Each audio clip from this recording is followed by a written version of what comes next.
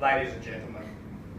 What a burden lies upon the shoulders of the ANZAC debating champions of 2014.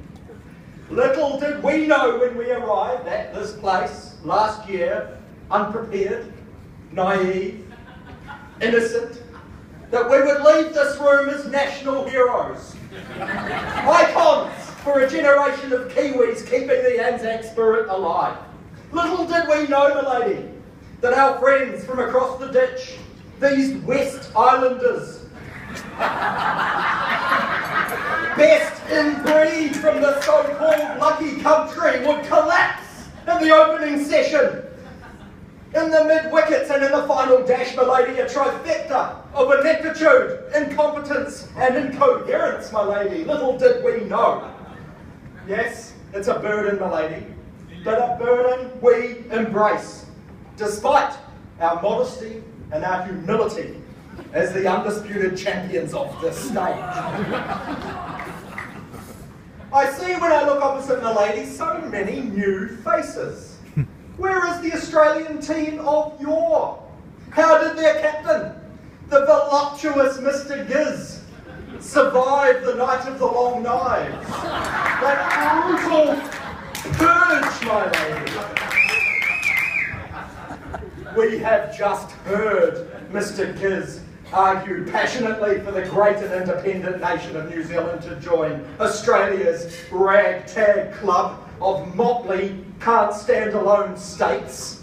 And this had me pondering, milady, why this Mr. Giz, a man who has the dusty red sand from that barren rock seeping from his very pores, would so desperately want this unnatural union. A union, milady, that dare not speak its name. Does he covet the jet black Kiwi passport? Do what everyone else does, marry a Kiwi, Mr. Giz. Does he just want to be paid in milk-fueled Kiwi dollars? Speak to your boss, Mr. Giz. But no, Mr. Lady, I know the button that pushes Mr. Giz to pursue this unnatural union, that secret place from which his passion stems. I know the location of his G-spot, my lady, and it is the place from whence he was born. Goulburn, New South Wales, my lady. A town famous for its enormous prison, home to many of Australia's most celebrated citizens. But to me, why a prison island needs a prison itself is a mystery.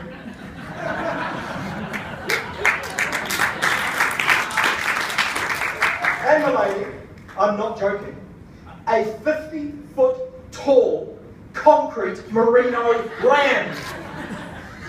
The locals call him Rambo, my lady, an object of worship for the citizens of Goulburn, my lady, no doubt once included the youthfully hormonal and lustful Mr. Giz, my lady. This fact, my lady, must surely be what drives Mr. Giz with this unnatural obsession.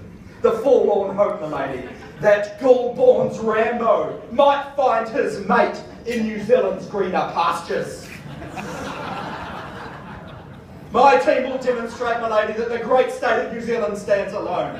That as our founders concluded, joining those other states would be a perverse and erroneous path. A path to ruin as the impoverished citizens of South Australia, the spotty youth of New South Wales, the lost tribes in the far west, and the Maori communities hopelessly trapped on the Gold Coast.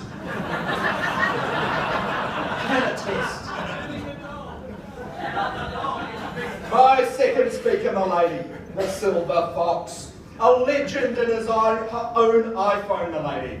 This man has made love to more men and women in this room, my lady, and maybe even on the stage, my lady, without casting aspersions, than any 10 of us combined. And my third speaker, the Honourable Mr. Fraser, my lady. He has been in Saigon so long that he first represented General Tran Hung Dao in cross-border M&A, my lady.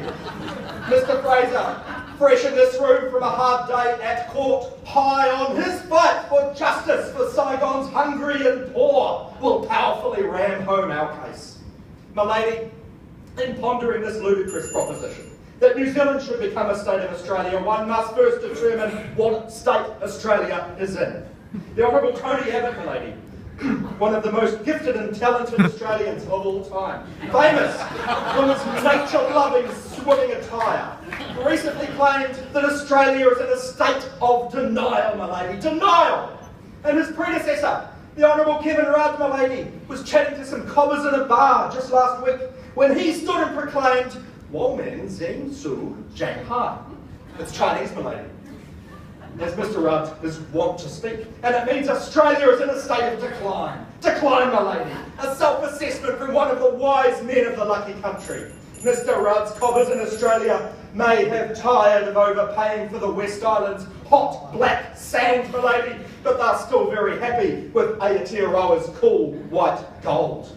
And not to be left out, my lady, the Honourable Julia Gillard, in the voice of an angel, was heard to proclaim that her once proud nation finds itself in a state of despair.